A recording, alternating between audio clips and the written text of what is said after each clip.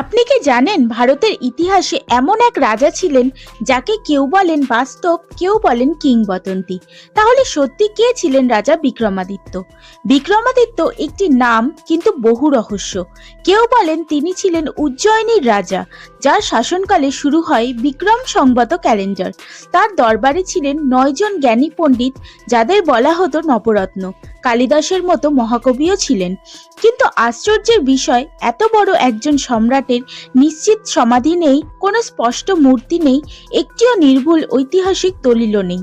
তাহলে প্রশ্ন ওঠে, বিক্রমাদিত্য কি একজন রাজা, নাকি একাধিক রাজার সম্মিলিত পরিচয়?